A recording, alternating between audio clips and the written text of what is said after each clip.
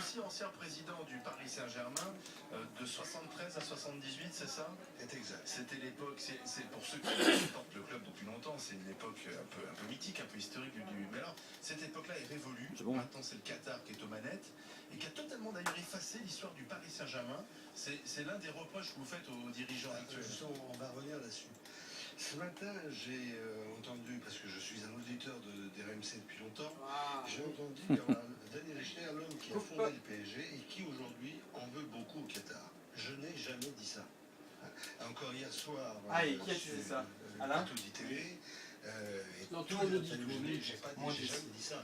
J'ai simplement dit une seule chose, c'est que je ne savais pas qui avait décidé de retirer la salle Juste Fontaine au Parc des Princes.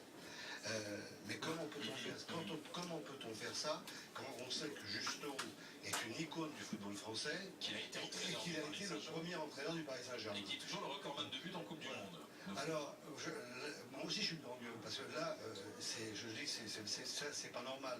Alors, on ne peut pas reprocher au président Nasser d'avoir pris cette décision, parce que il sait qu'il y a Juste Fontaine, mais il y a des gens qui ont dû le décider. Alors, je ne sais pas si c'est la mairie de Paris, je ne sais pas si c'est le club, mais je trouve que Juste Fontaine mérite au moins sa salle au Parc des Princes. Est-ce que le Paris Saint-Germain actuel, qui fait plaisir à tout le monde, En train de rendre obligatoire, au début je trouvais ça vachement bien, moi, l'idée.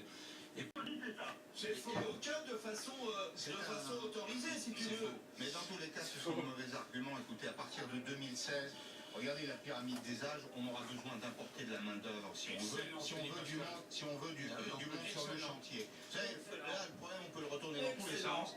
Ils m'ont absolument travailler, c'est sûr. Pour la France. Vincent, je vous envoie un t-shirt DGG. T-shirt DGG pour Vincent. Merci d'avoir été avec nous. Bonne journée, Vincent. À bientôt.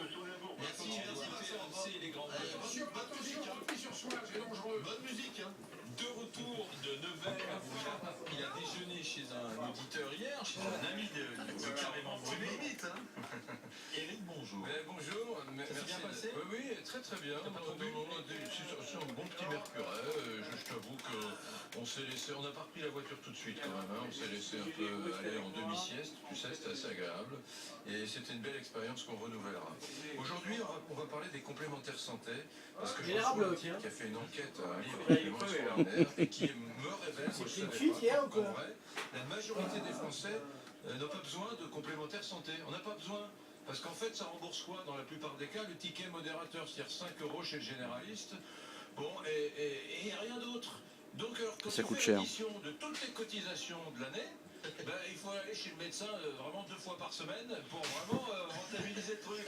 Alors après, il y a toujours les gens qui disent, ouais, mais attention, si t'as un coup dur, ta complémentaire santé sert pratiquement à rien. Si t'as un coup dur, c'est la Sécu qui Reste les plus gros buveurs mondiaux. Mais quel pays se classe 7e? Et là, c'est une surprise. L'Italie, Oui, c'est en quelque sorte le Vatican. Bonne réponse. Défaite écrasante. Il s'agit du Vatican où visiblement sa tête copieuse, Jacques. Ça a baissé, François. Avec François, tu vois. Qu'est-ce que j'ai encore comme petite question pour vous? Qui a dit je distribue du Viagra dans les couloirs de Bercy? Moscou, Non. Viagra dans les couloirs. Tous riz, c'est ça son nom? Non. Pour toi, série, c'est le lancement, c'est l'Italie en deuil aujourd'hui. Donc là, après, il développe. Mon ma dernière livre du phrase. redressement productif qui s'amusait sorti. L'Italie en deuil. C'est fini, c'est une victoire 4-2 pour l'équipe de Jacques et d'Étienne. Désolé Sandrine. Pardon. De Pascal et Olivier. Oui, pardon, j'ai noté du mauvais côté, excuse-moi.